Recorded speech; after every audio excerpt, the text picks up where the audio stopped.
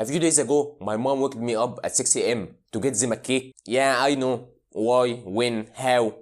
We have a cake sing situation. So, I tie my shoes, I go out, and an hour later, I reach the place where I saw the cake shop was. And behold, there are 3 cake shops next door to each other. I didn't know which one was the shop my mom recommended to me. So it was up to me to pick. The first and second shop looked great. They were kinda nice, eye-grabbing, simple, kinda authentic in some way. But the third store, I can't tell you how horrible it looked. It had trash stacked in front of it. The owner clearly didn't care about his store being eye-grabbing. So I decided to go with the first shop. The cake looked quite nice. But after I come home, turns out the third shop actually served the best cake. The one that looked really bad. How will I know?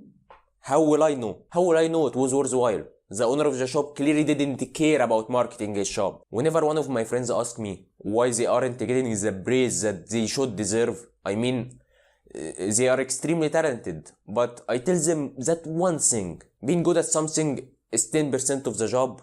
The leftover 90% is marketing. And this applies to any creative skills you might have. Like, for example, 3,692,000 videos are posted on YouTube every single day.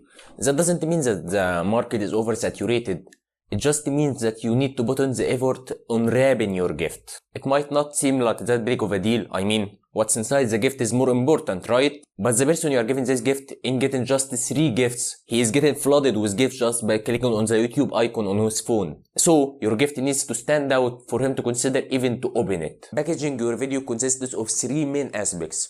The title of your video, the thumbnail of your video, and most importantly, the idea of your video. I will go in further depth about thumbnail making in another course, so you can keep an eye out for that. But I will give you 4 tips I learned it the hard way that will help you out in this aspect of video making. Plan the thumbnail before planning the video. If you settle down on an idea, I would think about potential title and thumbnail combos before starting planning the video. This can easily separate a viral YouTube video from a below average performing video on YouTube. So make sure to come up with different concepts, different thumbnails, different titles. Just sketch them on your phone so you have an exact idea of what shot to get. Concept is more important than execution.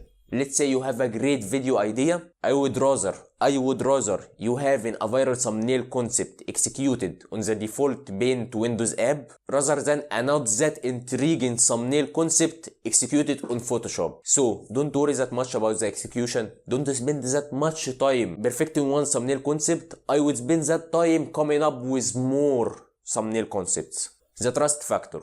Clickbait is bad. Clickbait is really bad. You can't get away from clickbait. Even if it was just a white lie, it will catch up to you eventually. It's in the numbers. I know. But the trust factor for me is not making your thumbnail look fishy. You know that he can't stop rocket ship with his hands. This video is obviously a waste of your time. But even if he does, how will I know? I would rather you having a selfie from the video as a thumbnail than an obviously edited one. A question. Make sure your idea, title, thumbnail combo makes the viewer ask a question. What happens in the end? How can they possibly do that? I always wondered what will happen if I did that. How is this even a thing? Questions. If you make them ask a question, they will click on the video. But if for your idea you can't come up with an obvious question for them to ask, just scrap that video idea, save time, come up with 100 more ideas, and you might find your viral video between them.